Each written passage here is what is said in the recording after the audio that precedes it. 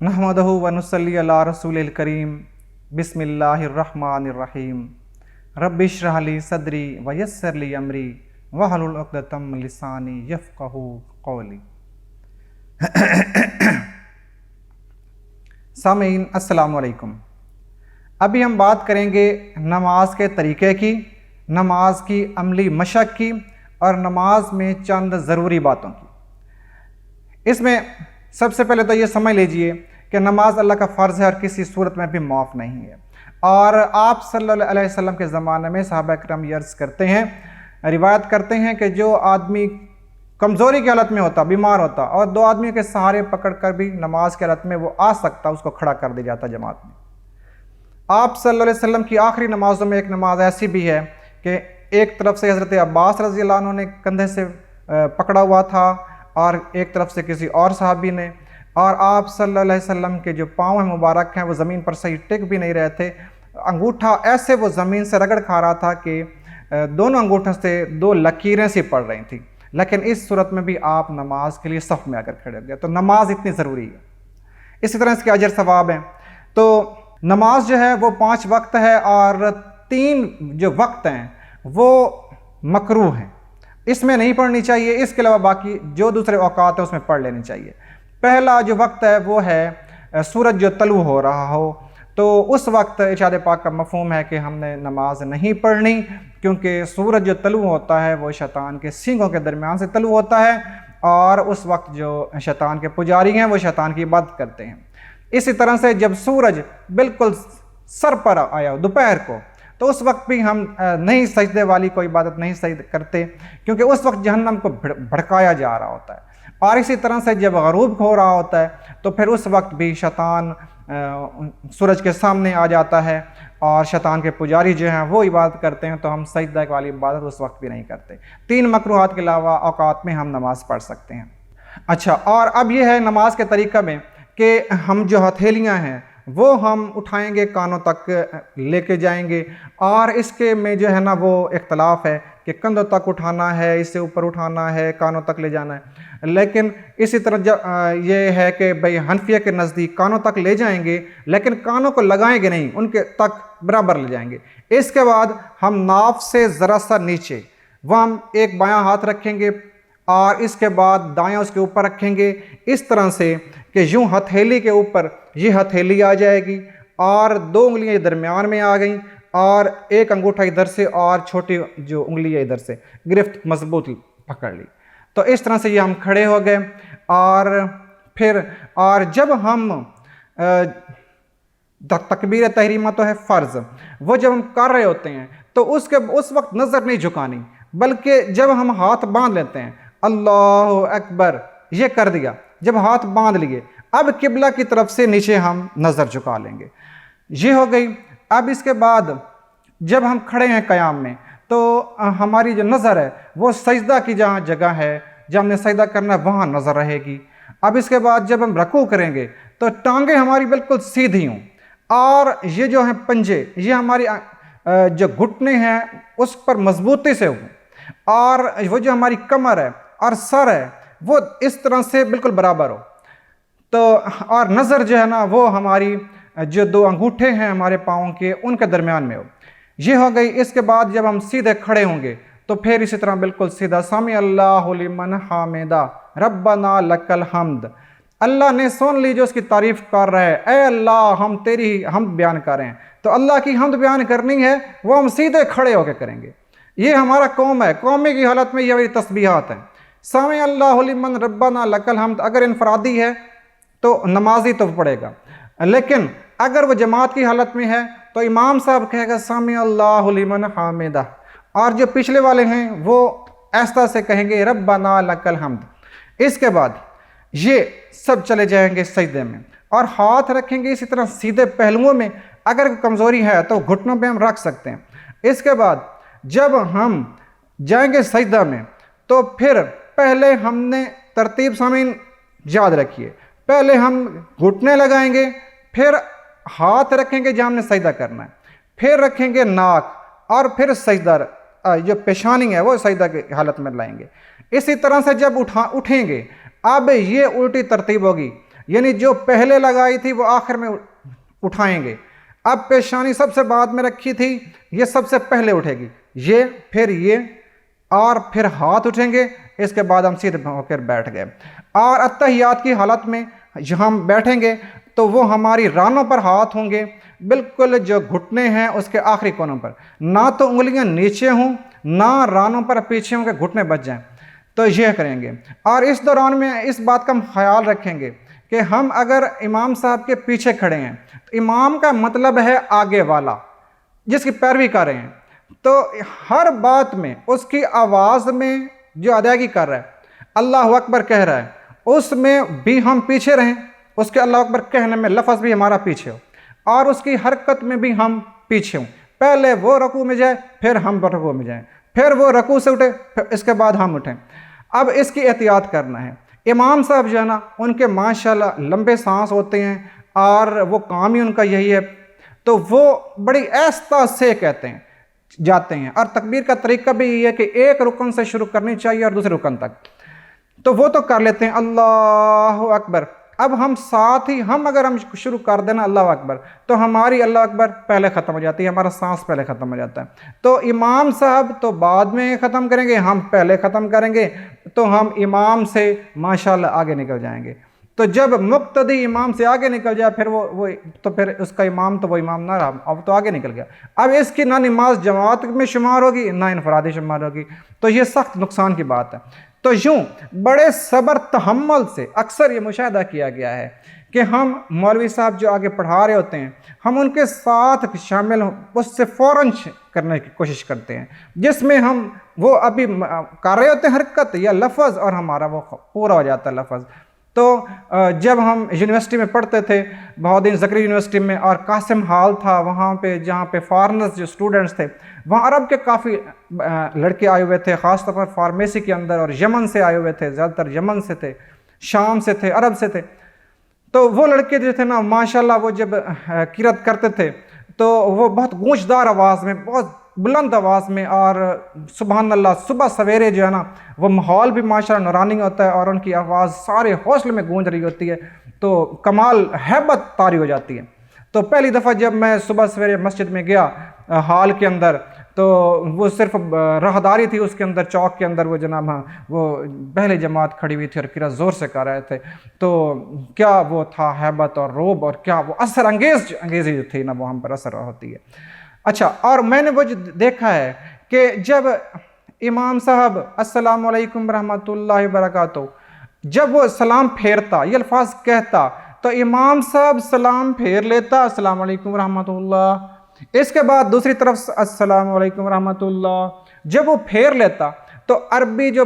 طلباء تھے اس کے بعد امام صاحب کا دوسری طرف بھی سلام پورا ہو جاتا, عربی اس وقت کرتے. تو اس لیے بہرحال یہ ایک اپنے اپنے مسالک کی بات ہے, وہ جیسا مسلک کا بتایا گیا ویسے ہی کرنا چاہیے, لیکن یہ بات متفقہ ہے کہ امام صاحب سے ہم اپنی حرکت میں بھی اور اپنی آواز لفظ میں بھی پیچھے رہیں گے. اس کے بعد ہم اتحیات کی حالت میں بیٹھ گئے ہیں, اشہد ان لا الہ الا اللہ واشہد ان محمدًا عبدہ ورسولہ. جب اشہد اللہ کہیں گے تو یہ تشہد کا حلقہ کہلاتا ہے. اس طرح سے کر کے تو یوں یہ حلقہ بنائیں گے, اشہد ان لا الہ, اے اللہ ہم گواہی دیتا ہوں کہ آپ ایک ہیں, یہ کھڑا کریں گے. اس کے بعد الا اللہ جب کریں گے تو یہ نیچے گرا دیں گے. اچھا, اور اس کا یہ اختلاف ہے کہ یہ اس کے بعد ہمیں جو گھٹنے پر زانوں پر رکھا ہوا ہے یہ حلقہ ہمیں کھولنا ہے کہ نہیں کھولنا, تو اس میں یہ متنازع ہے, تو اس میں اپنی اپنی آراء پر ہم چل سکتے ہیں, کھول سکتے ہیں یا نہیں کھول سکتے. تو بہرحال کچھ لوگوں کی رائے میں یہ ہے کہ یہ سجدے کی یہ بھی جیسے سجدہ کر رہے ہوں قبلہ کی طرف, تو یہ ایسے ہی رہے مناسب ہے, تو یہ اس طرح سے رہے گا. اس کے بعد ہم نے درود شریف پڑھا اور اس کے بعد کوئی دعا پڑھی اور پھر ہم نے سلام پھیرا. تو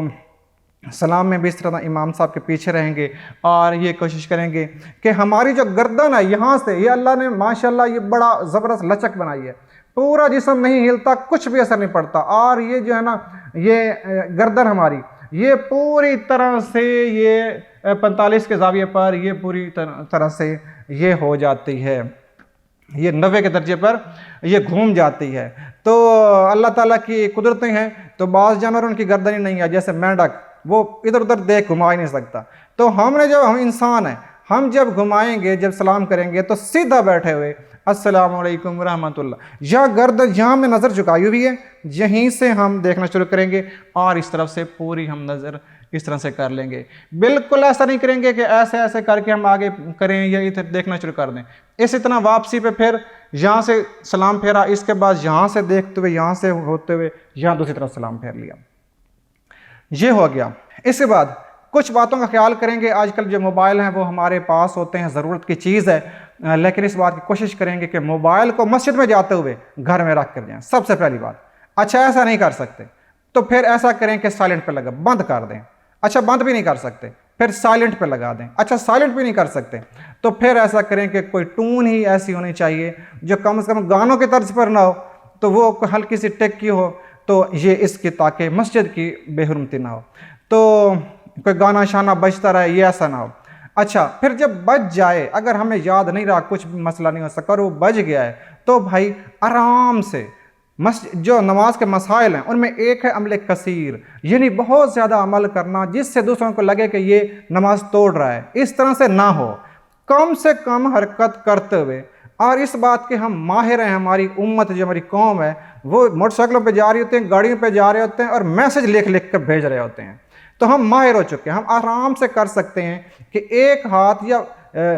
استعمال کرتے ہوئے جیب میں ڈال کے یا جیب سے باہر ہی بٹن دبائیں اور اسے آف کر دیں، بجائے اس کے کہ ہم شرم سے کھڑے رہیں، گھبرائے کھڑے رہیں، اور وہ جو ٹون ہے وہ جو ہے غلط ہے قسم کی بج رہی ہے تو وہ بجتی رہے، ایک بار بج کر ختم ہو جائے۔ اور دوسرا بھائی جو اس کو بھی خیال کرنا چاہیے کہ میں نے جب ایک دفعہ کال کی ہے، وہ میرا دوست ہے اور اس نے کال نہیں اٹھائی تو یقیناً کسی مسئلے میں ہوگا، وہ دوبارہ کال نہ کرے۔ اور پھر ہم مسلمان ہیں، ہمیں دیکھنا چاہیے کہ نماز کا وقت ہو گیا، نماز ظہر ہے مثال کے طور پر، 1 بجے سے لے کر 2 بجے تک نمازوں کا وقت ہوتا ہے، مجھے کوشش کرنی چاہیے میں اپنے دوست کو اس دوران فون کروں ہی نہ، اگر کیا بھی ہے تو ایک دفعہ کر کے اٹینڈ نہیں ہوا تو پھر دوبارہ نہ کروں۔ تو بار بار کرنا تو یہ بہت ہی زیادہ پریشان کن بات ہو جاتی ہے۔ اچھا اگر بج گیا اور بجتا ہی رہا ہے تو پھر بھی اخلاق کے دائرے میں، ارشاد پاک کا مفہوم ہے جس کا اخلاق اچھا ہے نا اس کا دین اچھا ہے۔ ایک ارشاد پاک کا مفہوم ہے کہ اچھے اخلاق والے رات کو قیام کرنے والوں سے اور دن کو روزہ رکھنے والوں سے آگے بڑھ جاتے ہیں۔ تو اخلاق کے عمل کرتے ہوئے اس بھائی کو آپ، میں تو کہتا ہوں، اسے سمجھائیں نہیں، اسے خود احساس پورا ہو چکا ہے،